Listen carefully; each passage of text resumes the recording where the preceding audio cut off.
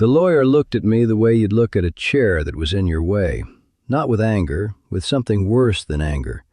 With the mild irritation of a man who has decided you don't really count.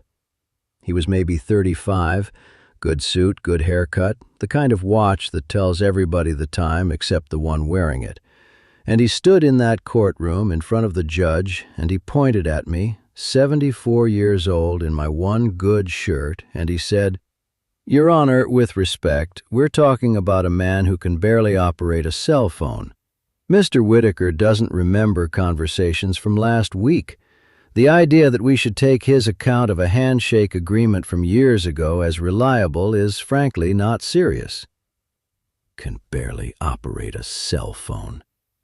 He said it like it settled something, and the whole room did that little thing rooms do, that soft, embarrassed shift where everybody agrees without a word that the old man is to be pitied and moved past.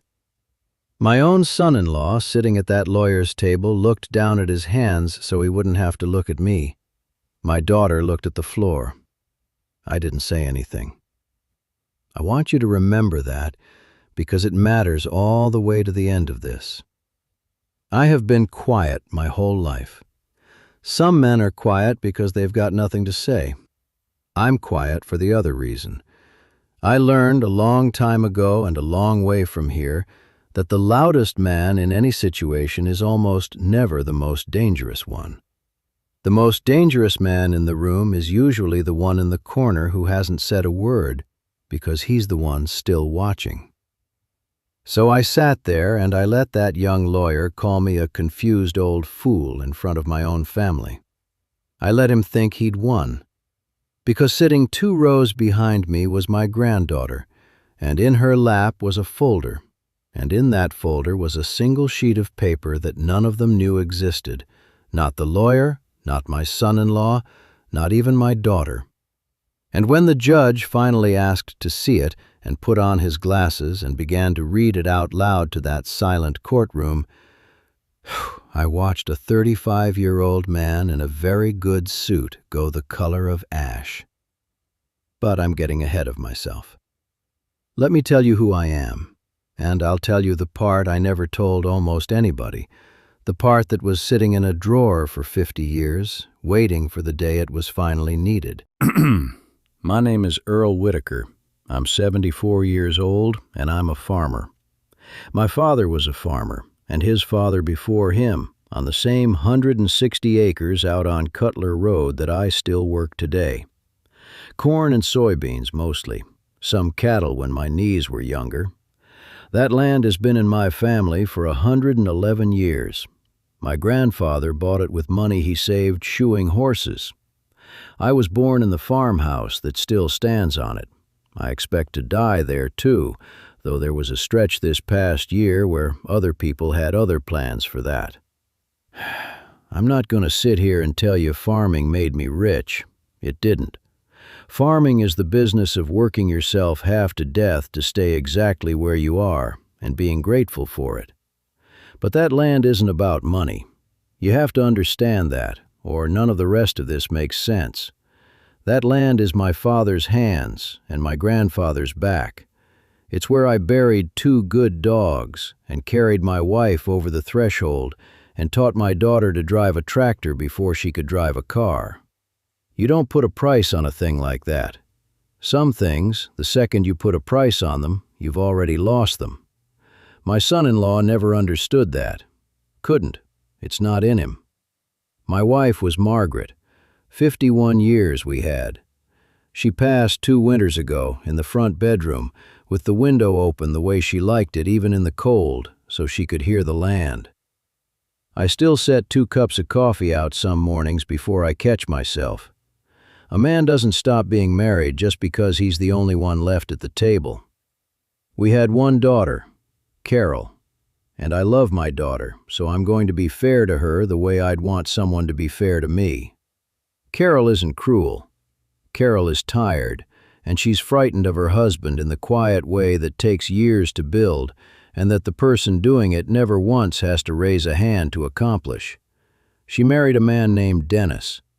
Dennis sells insurance, and Dennis is very good at it, because Dennis can make anything sound like it's for your own good, right up until you realize it was only ever for his. For a couple of years now, Dennis had been talking about the farm. Gentle at first, concerned. "Earl, you can't keep working that land at your age. What if you fall out there and nobody finds you? Let us take it off your hands. Put you somewhere comfortable, somewhere safe." And when I said no, which I did every time, kindly at first and then less kindly, Dennis stopped asking and started planning. Because Dennis had figured out something about that land I hadn't bothered to tell him, which is that with the new highway interchange going in 2 miles east, my grandfather's 160 acres was suddenly worth a great deal to people who wanted to build warehouses on it. A great deal. So Dennis went looking for a way to take it. And he found what men like Dennis always find, which is a lawyer willing to argue that a quiet old man in work boots must be a simple one. That my no didn't count, because I was too far gone to know what I was saying. That there had been a handshake agreement, a promise I'd supposedly made and forgotten to leave the land to him. And that the fair, kind, responsible thing, for my own good, you understand, was to have the court take my judgment away from me and hand my affairs to Dennis. That's how I ended up in that courtroom, 74 years old, being told by a stranger that I couldn't be trusted to know my own mind, while my son-in-law studied his own hands and my daughter stared at the floor.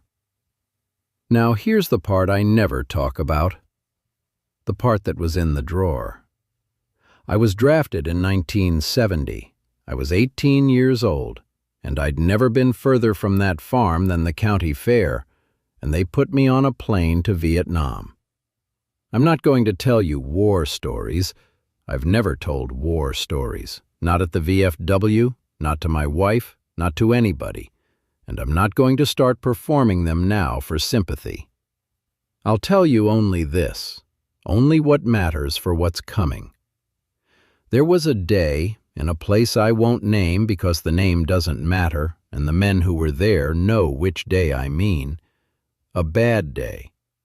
And on that bad day I did a thing that the Army, some months later, decided to give me a medal for.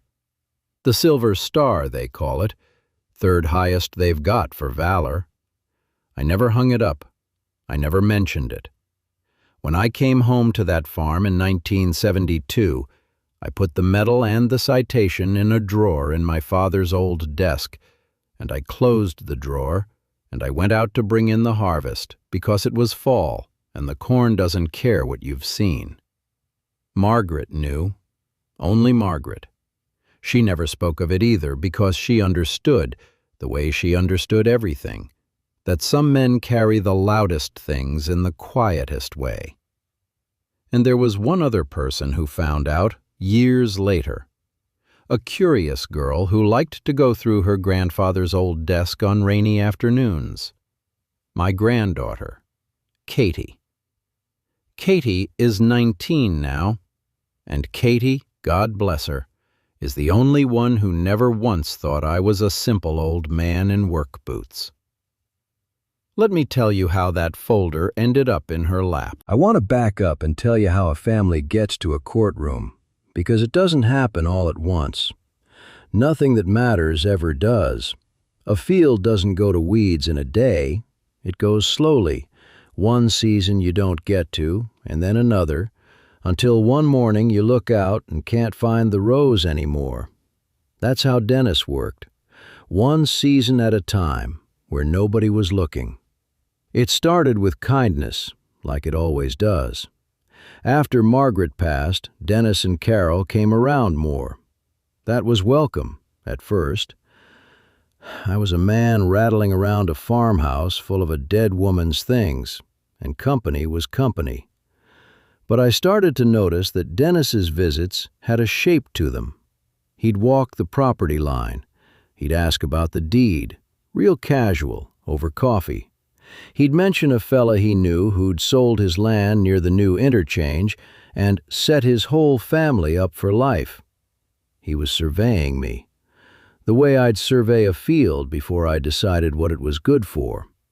Then came the concern. That's the second season.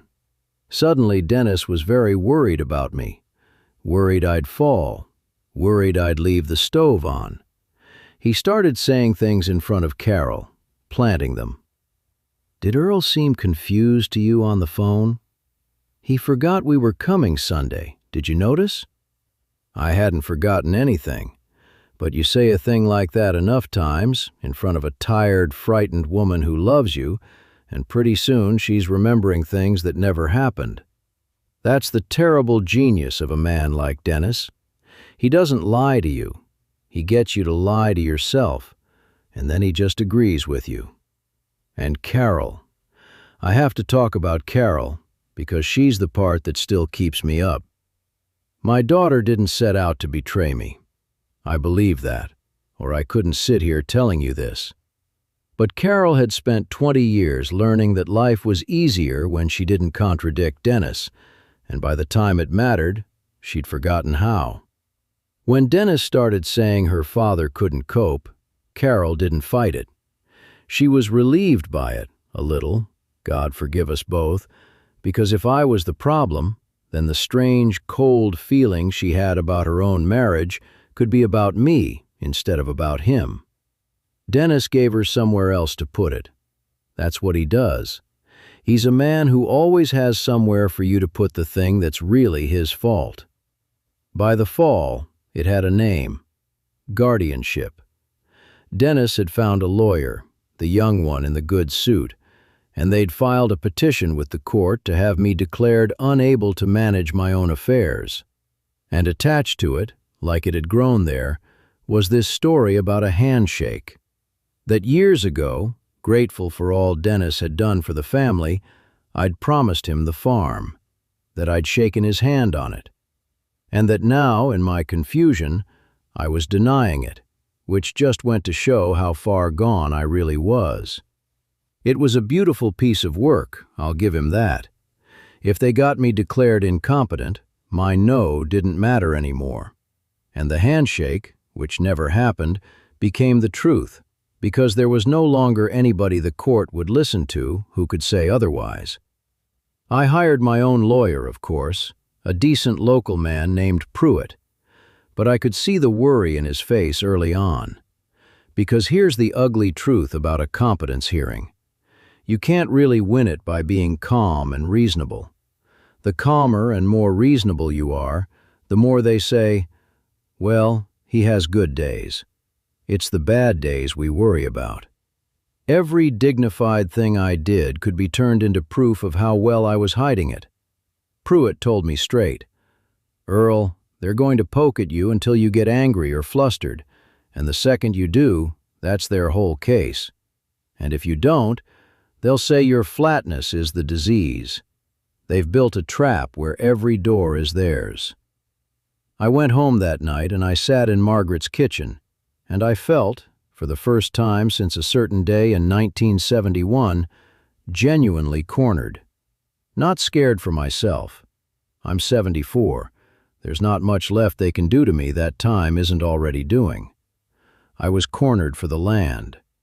Because if Dennis won, he'd sell my grandfather's 160 acres to a warehouse company inside a year, and pour concrete over the spot where I buried my dogs and carried my wife, and there would be nothing of the Whitakers left on this earth but a loading dock. That's where Katie found me. At the kitchen table, in the dark, not even the light on. Katie's my granddaughter, Carol and Dennis's girl, 19 now, home from her first year of college. And Katie is the one crack in Dennis's whole operation, because Katie was raised in that house watching her father work, and unlike her mother, she never lost the ability to see it. She loves her dad, I think, in the complicated way you love a parent you figured out. But she was never fooled by him, not once. She sat down across from me in the dark and she said, "Grandpa, Tell me what's really happening. Not the version Dad tells at dinner, the real one. So I told her. All of it. The petition, the handshake that never was, the trap with every door theirs. And Katie listened, the way she's listened since she was small, with those serious eyes. And when I finished, she was quiet for a long minute. And then she said something I'll remember longer than I'll remember most things. She said, "They think you're nobody. That's the whole plan, isn't it? The whole thing only works if everyone in that room believes you're just some confused old farmer who doesn't matter." I said that was about the size of it, and Katie said, "Then we have to show them who you actually are." I knew what she meant before she said it, and I told her no. I told her no about 6 different ways. That's not who I am, Katie. I've never traded on that. Men died earning what's in that drawer, and I won't take it out and wave it around a courtroom to win an argument about acreage. It's not for that. It was never for that. And my 19-year-old granddaughter looked at me across her grandmother's kitchen table and she said, "Grandpa, you didn't earn it to win an argument. You earned it saving people who couldn't save themselves. That's not different from what this is. That's exactly what this is. Let me save you the way you'd have saved anybody." She paused. "Grandma would tell you to let me." That last part wasn't fair. She knew it wasn't fair. She's got her grandmother's instinct for the one thing you can't argue with. I didn't say yes that night, but the next morning, before the dew was off the fields, I went into my father's old desk and I opened the drawer that had been closed for the better part of 50 years, and I took out the folder. The medal I left where it was. A medal is just metal. But the citation, the single page that says in the Army's own flat words what happened on that bad day, that I took out. My hands weren't as steady as I'd have liked. I gave it to Katie, and I said, "Only if it comes to it. Only if there's no other way. You keep it in your lap, and you pray we don't need it." She took it like it was made of glass. "And if we do need it?" "Then you hand it to Mr. Pruitt," I said, "and you let the judge read it. Not you, not me, the judge. In the Army's words, not ours. That's the only way I'll allow it. Understated, the way it was meant." The hearing was that Thursday. You already know some of what happened in that room because I started this story there, with a young man in a good suit pointing at me and telling a judge I couldn't work a cell phone. What you don't know yet is what was in Katie's lap while he said it, and what happened when the judge finally asked to see it. Let me take you back into that courtroom, and this time I'll tell you everything. Let me put you back in that courtroom. It was a small one, the way county courtrooms are, wood gone dark with age, a flag in the corner that had seen better days, and maybe 30 people in the gallery. Not a crowd, just enough to make a man's humiliation public, which was the point. The young lawyer, his name was Prescott, ran his case exactly the way Pruitt said he would. He didn't accuse me of anything. He was far too smooth for that. He just built a picture, one small brick at a time, of a poor old man losing his grip. He called Carol to the stand and walked her gently through every time I'd seemed confused. He asked about the stove. He asked about a Sunday I'd supposedly forgotten. And Carol, my own daughter, answered in a small voice without once looking at me, and every answer put another brick in the wall. Then Prescott turned to me, and he started the poking Pruitt had warned me about. He asked me the date. I told him. He asked me who the president was. I told him, and I added, "Son, I've buried more of them than you voted for." And a couple of people in the gallery smiled, and Prescott smiled too, because a flash of spirit from me was money in his pocket. "See, Your Honor, combative, difficult." He asked me about the handshake. I said it never happened. He asked if I was sure, given my memory, and I said I was sure the way I'm sure the sun came up, and he nodded slowly, sadly, like I'd proved his point. Every door was his, just like Pruitt said, and I felt it starting to go. I could feel the room settling into the story Dennis had built. I could see the judge, an older man named Hollis, watching me with what looked like an awful lot like pity. And pity, in that room, was the same as a guilty verdict. Dennis wasn't even bothering to hide the small, satisfied set of his mouth. That's when Prescott made his one mistake. He got greedy. They always do. He wasn't content to win. He wanted it clean and total. So he turned to the judge and he said, "Your Honor, I think we've more than established the picture here. This is simply a man whose best years are long behind him, who frankly has never done anything that would suggest the kind of sound judgment." And that's when Katie stood up. 19 years old, in the second row, and she stood up in the middle of a lawyer's sentence and she said, "That's not true, and I can prove it's not true." The judge, Hollis, banged his gavel, told her a spectator couldn't just speak, asked who she was, and Katie said, "I'm his granddaughter, and I have a document that's relevant to whether my grandfather has sound judgment. It's relevant to everything Mr. Prescott just said. Please, just look at it." Now, Pruitt was quick. Whatever surprise was on his face, he stood right up and said the correct lawyer words, requested to introduce a document, and there was some back and forth, and Prescott objected, of course, but Judge Hollis, I think mostly out of curiosity, waved it up. Katie walked to the front on legs I could see were shaking, and she handed that single sheet of paper not to me, not to Prescott, but to Pruitt, and Pruitt carried it to the bench. I kept my eyes on my hands. I'd made her promise. The judge. In the Army's words, not ours. Judge Hollis took the page. He put on his reading glasses, and I watched him start to read it to himself, and I watched something happen to his face that I will remember until the day they put me next to Margaret. He was a man of about my own age, Hollis, old enough, and somewhere in the first 2 lines, the boredom and the pity drained right out of his face, and something else came into it. He read the whole thing to himself, slowly. Then he took his glasses off, and he looked at me, just at me, for a long moment across that shabby little courtroom. And then he did something a judge doesn't have to do. He stood up. He said, "I'm going to read this into the record, aloud.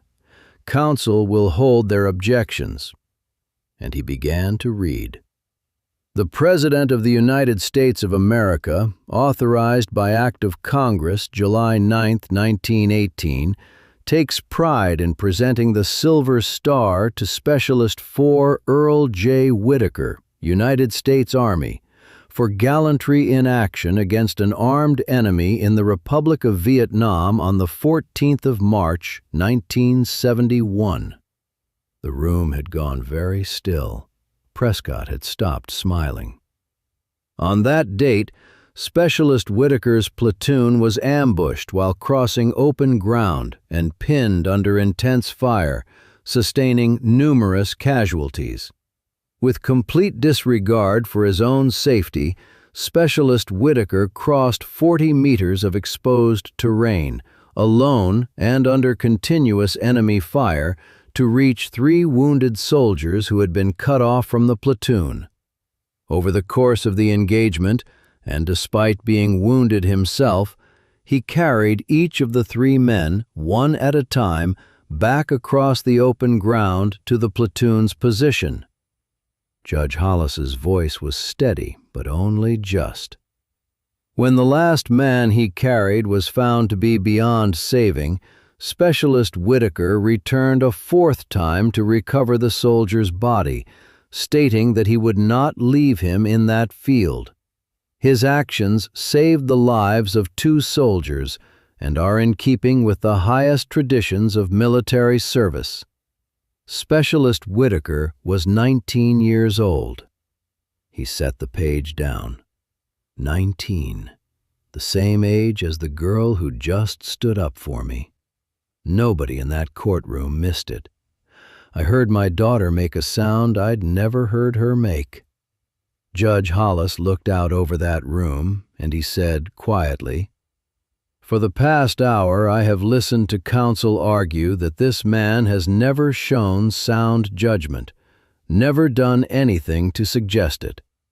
He paused. "I've been on this bench for 26 years. Before that, I was in the Marine Corps. I know exactly what that citation costs, and I know exactly what kind of man earns it and then puts it in a drawer for 50 years and never says a word." He turned to Prescott, and his voice didn't rise, it went cold, which is worse. "You told this court that Mr. Whitaker has never done anything to suggest sound judgment. Mr. Whitaker walked into enemy fire 4 times to bring home men who couldn't walk themselves.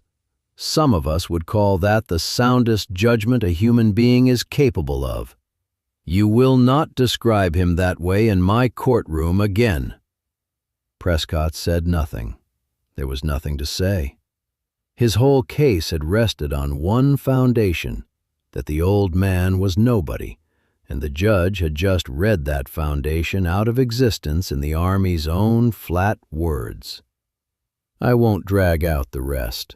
Judge Hollis called a recess, and in his chambers, with the lawyers, he made it plain that the guardianship petition was going nowhere, that he'd found me entirely competent, and that if any evidence emerged that the handshake agreement had been fabricated, he'd be referring it for perjury and elder abuse charges himself. He looked at Dennis when he said that last part. Dennis, who had gone gray and silent, the way men do when the thing they were certain would never happen is happening. The petition was dismissed that afternoon. The land was mine, free and clear, my judgment my own, the way it should never have had to be proven. But I didn't do to Dennis what I could have done, and I want to tell you why, because it's the whole point of everything I've told you. I had him. Pruitt wanted to pursue the perjury, and we'd have won. I could have put my son-in-law in a courtroom of his own.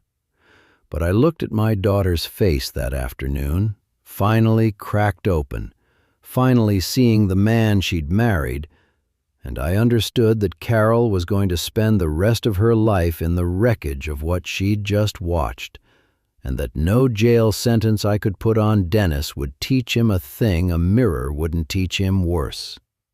So I did the harder thing. I let it go, on conditions. Here's how it ended out at the farm the following spring. Dennis is gone, not to jail, just gone. It turns out a man like that only has power as long as everyone agrees not to look directly at him. And once a whole courtroom looked, once his own wife finally looked, there wasn't much left of him to be afraid of. Carol asked him to leave in the fall. She's living out at the farm now, in her old room, and some mornings I hear her out in the fields, early, walking the rows the way she did as a girl, putting herself back together 1 acre at a time. We don't talk about it much. We don't have to. She set 2 cups of coffee out one morning without thinking, same as I do, and we just looked at each other, and that was the whole conversation. She's her mother's daughter after all. It just took her 50 years and a bad afternoon in a courtroom to remember it. And Katie changed her major. She's studying to be a lawyer now, the real kind, the kind that stands up in the second row for people the room has decided don't count. She says she found her calling in Judge Hollis's courtroom, watching what the truth does to a lie when somebody finally makes the room look at it. I told her I couldn't be prouder. I didn't tell her I keep the citation framed now, on the wall of the front room, where the drawer used to keep it. She put it there herself while I was out in the fields, and when I came in and saw it, I let it stay. Not for me, for her. Because she was right, and Margaret would have told me she was right, and a man ought to be able to admit when the 19-year-olds in his life can see further than he can. The land goes to Katie. I had Pruitt draw it up proper, ironclad, the way it should have been all along. 160 acres, 111 years, my father's hands and my grandfather's back, and now a girl who understands that some things aren't for sale, that the second you put a price on them, you've already lost them. There'll be no warehouse on the spot where I buried my dogs. There'll be a Whitaker on that land long after I'm under it. I want to leave you with the thing I know, after 74 years, most of them spent quiet. The world will look at an old man in work boots and decide he's nobody. It'll look at the quiet one, the plain one, the one who never mentions what he's done, and it'll assume he never did anything. Let it. Let the world underestimate you. There's no shame in being counted as nothing by people who never bothered to look. The shame is all theirs, in the end, on the day they finally have to see. Everything I ever did that was worth doing, I did without an audience. That's not a lesser way to live. That might be the only real way there is. I never raised my voice in that courtroom. I never had to. I just kept quiet, the way I've kept quiet my whole life, and I let one page of the Army's flat words do what 50 years of my silence had earned the right to do. They thought I was nobody. They were looking at the wrong man. They usually are. I'm Earl Whitaker. Thank you for sitting with me tonight. If any of this rang true, there's a place for you here, with people who know that the strongest person in the room is usually the quietest. Like and subscribe, and come back next time. The porch light's always on.